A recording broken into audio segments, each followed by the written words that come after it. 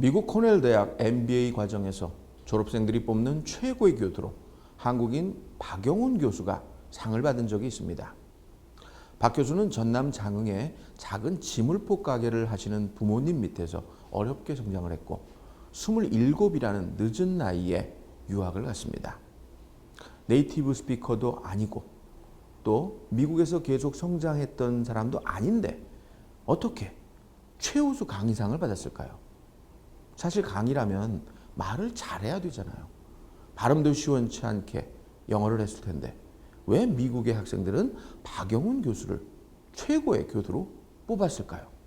참 궁금하더라고요. 학생들의 평가를 들여다보니까 그는 내가 경험한 중에 가장 열정적인 선생이다. 그의 에너지와 유머 감각은 모든 수업을 특별한 것으로 만들었다. 이렇게 써 있더라고요. 여기서 주목할 점. 그를 최고의 교수로 만든 것은 열정과 에너지 그리고 유머 감각입니다. 당신이 열정과 에너지로 똘똘 뭉쳐있는 분이라는 것을 저는 확신합니다. 바쁜 시절 할 일도 많은데 아니 왜 이런 강의를 지금 듣고 계세요? 그 정도로 여러분은 열정과 에너지로 똘똘 뭉친 분이라는 것입니다.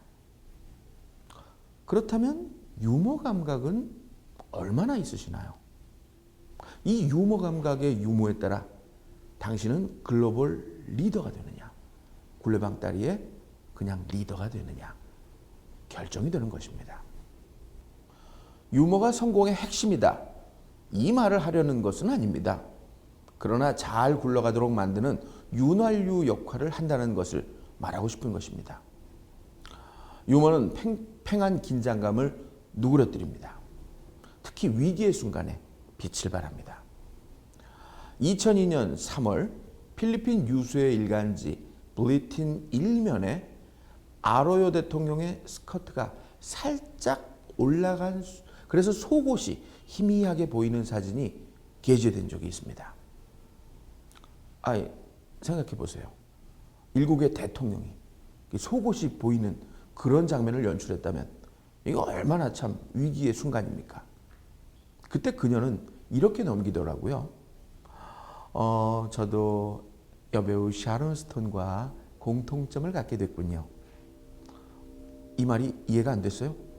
그 샤론 스톤의 영화에 보면은 이렇게 다리를 이렇게 촥 이렇게 양쪽으로 이렇게 바꿔 꼬는 그런 장면이 있잖아요.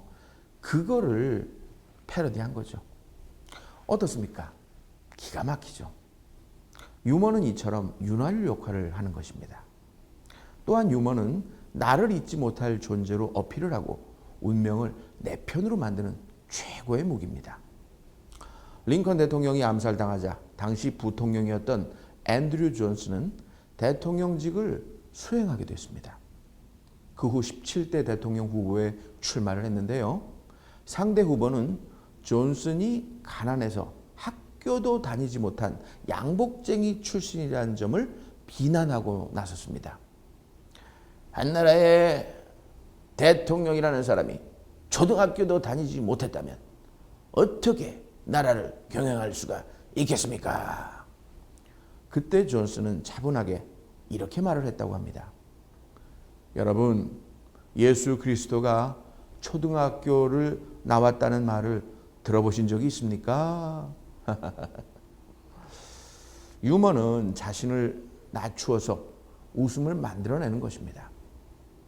유머를 사전에서 찾아보면요, 남을 웃기는 말이나 행동이라고 나옵니다. 유머랑 비슷한 말들이 있죠. 조크, 코미디, 개그, 위트, 애드립. 이게 참 헷갈리는데요. 일단 위트와 유머의 차이점에 대해 말씀드리죠. 영국의 그 국회에서 한 야당 의원이 보건복지부 장관에게 이렇게 말을 했습니다. 당신은 수의사 출신이잖아. 수의사가 어떻게 사람의 건강에 대해서 뭘 안다는 거야? 그러자 장관은 이렇게 대답을 했습니다. 네, 의원님, 저 수의사 출신 맞습니다. 의원님이 언제든지 아프시면 저를 찾아오세요. 그러니까 한마디로 그냥 뻥 하고 상대방을 날려버린 거죠. 이런 걸 위트라고 합니다. 상대방의 코를 말로 납작하게 하는 이런 임기응변. 일본에서도 이와 비슷한 일이 있었다고 합니다. 1930년대 일본의 수상을 지낸 이누카이라는 분이 계셨는데요. 이분이 외상 시절에 중의원에서 연설을 했습니다. 근데 그에게는 장애가 있었어요. 한쪽 눈을 잃은 그런 분이었죠.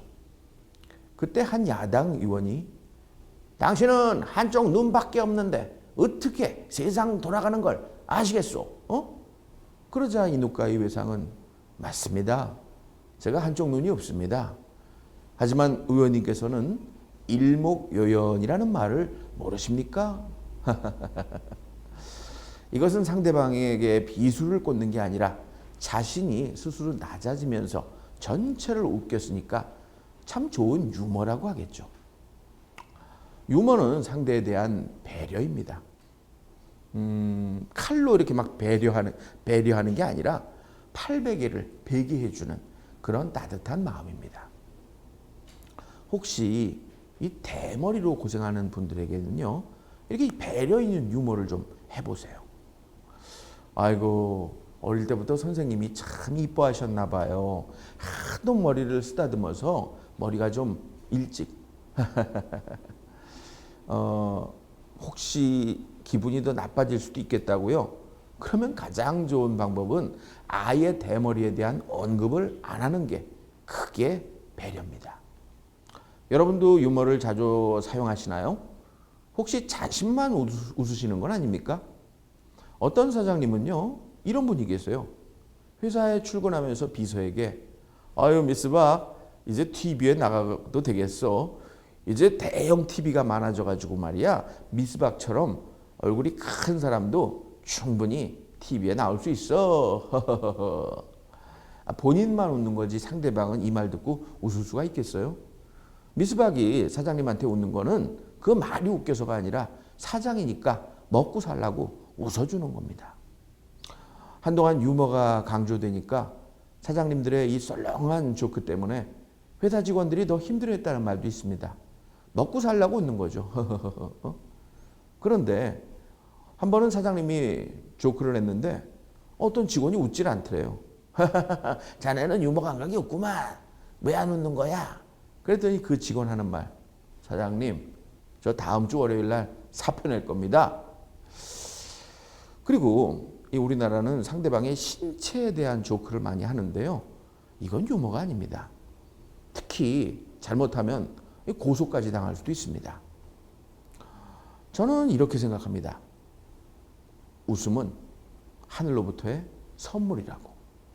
선물 받고 그냥 놔두시나요? 아니죠. 포장을 뜯어봐야 됩니다. 하늘로부터의 선물인 웃음을 그냥 받고서 그냥 즐기시면 되는 거예요. 만약에 여러분들이 이 선물을 뜯지 않는다면 이 웃음이라는 선물이 남에게로 가게 됩니다. 유머는 남에게 주는 선물이라고 했는데 여러분은 어때요? 포장할 때 기분 좋죠? 남한테 어떤 선물을 줄 때.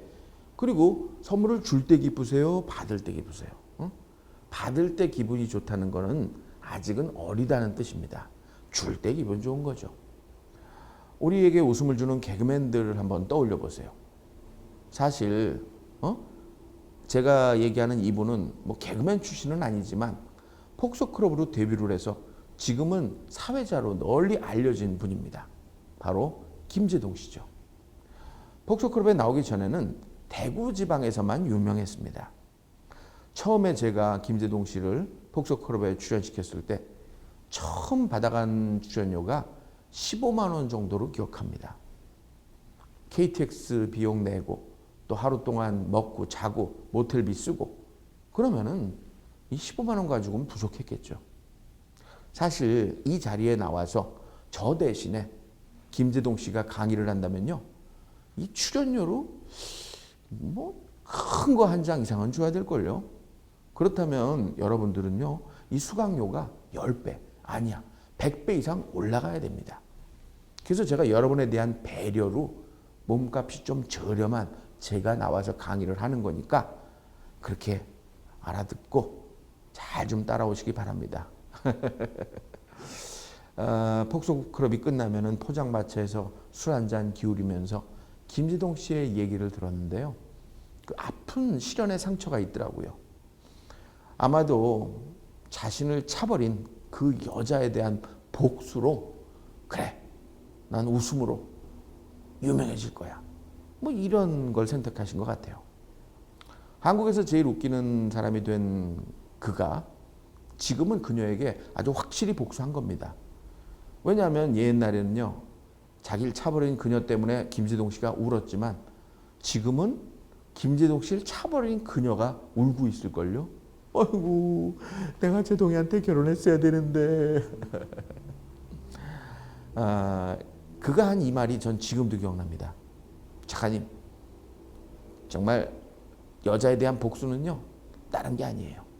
제가 성공하는 겁니다. 그래서 그 여자가 결혼을 해서 2층 집에 살면 난 그 옆에 4층짜리 집을 짓고, 그 여자가 4층짜리 집을 지면 난 그 옆에 8층짜리 집을 짓고, 그래서 빌딩을 사가지고 그 여자가 햇빛을 못 보게 만들어 줘야 돼요. 그리고 그 여자가 남편이랑 중형차를 타면 난 대형차를 타고, 대형차를 타면 난 버스나 트럭을 몰고 다니면서 옆에서 계속 빵빵 거리는 겁니다. 이런 말이 그 김제동을 유명하게 만들어줬던 이별 극복법이 됐던 거죠. 그러니까 남을 웃겼던 그 말은요, 실제로 김제동 씨의 아픔에서 나온 웃음입니다. 사랑은 떠나는 사람을 잡는 게 아니라 강물이 되어 돌아올 사람을 바다가 되어 기다리는 것이다. 이런 김제동의 어록은 한 줄 한 줄 그의 땀과 눈물의 사물이라는 것을 기억하시기 바랍니다. 유머는 후천적 노력이 더 중요합니다. 저는 28년 동안 코미디 작가를 하면서 지금 28년 동안 코미디 작가를 했다 그러니까 어머, 그럼 저 사람은 3살 때부터 작가를 했나 봐. 아닙니다. 저 나이 먹을 만큼 먹었습니다. 28년 동안의 작가 생활 중에 무수한 신인 개그맨을 만났습니다. 지금도 뭐 제가 개그맨이 되겠다 하는 사람들을 보면 키워주고 싶은 그런 마음이 있는데요. 처음에 이렇게 개그맨이 되겠다라는 신인들을 만나면은요, 정말로 이 학생이 될까? 정말 이 학생은 딴 거 하면 안 되나? 그런 생각이 드는 사람이 있어요. 대부분의 개그맨이 되겠다는 사람은요, 집안이 가난하거나 얼굴이 못생겼거나 아니면 아주 뚱뚱하거나 뭐 몇 가지의 결함을 갖고 있는 사람들이 참 많습니다. 대표적인 거는요, 집안 전체가 다 우울하다는 점이에요. 그런데도 개그맨이 되겠다 하고 찾아오는 거 보면 정말 기특합니다.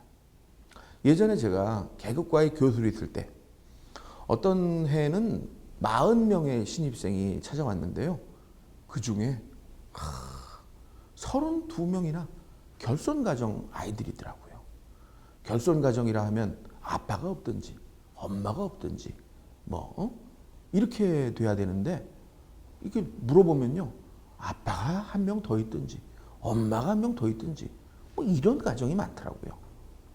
그런데 한 달, 2달 지나면서 남을 웃기는 데만 신경 쓰다 보니까요, 그 마지막 연말 공연을 올렸을 때 전 제 스스로 감동을 했어요. 들어올 때 남을 웃길 것 같지 않았던 아이들이 정말 대단한 아이로 성공해 있더라고요. 그 학생 중에는요, 지금 개그맨이 돼서 활발하게 활동하는 사람도 참 많습니다. 여러분, 그 갈갈이 박준영 씨 기억나시죠? 박준영 씨가 개그맨 시험을 8번이나 떨어졌다가 KBS에 합격을 했습니다. 정말 아무도 그가 개그맨이 되겠다라고 믿지를 않았죠. 저는 근데 이상하게도 박준영 씨가 잘 될 거로 보였어요. 그래서 복도에서 만났을 때 신인 때 박준영 씨한테 이렇게 말을 해줬어요. 야, 네 얼굴은 미래형이야, 미래형. 5년 뒤에는 네 세상에 올 테니까 꼭 참고 한번 버텨봐. 그렇게 제가 말을 하고는요, 제가 그 당시에 1일 시트콤 마주보며 사랑하며를 하고 있었는데 거기에 단역으로 제가 출연시켜 줬죠. 그랬다가 제가 뭐 미국으로 한 3년 동안 나갔다 올 일이 있었는데 3년 만에 한국에 들어와서 그 텔레비를 틀어보니까 뭐를 주세요 그러면서 유명한 개그맨이 되어 있더라고요. 방송국 복도에서 만난 박준영 씨가 막 달려오더니 저를 팍 끌어안으면서 신 작가님 제게 해주신 말씀이 정말 큰 힘이 됐습니다. 근데 솔직히 말해서 제가 무슨 말을 했는지 기억이 안 나더라고요. 왜냐하면 저는 모든 개그맨들한테 넌 될 거야, 넌 될 거야 이렇게 말을 해줬거든요. 이게 유머가 아닐까요? 오늘 여러분께 드리고 싶은 말은 딱 한마디입니다. 유머는 선천적 재능보다 후천적 노력이 중요하다는 것입니다.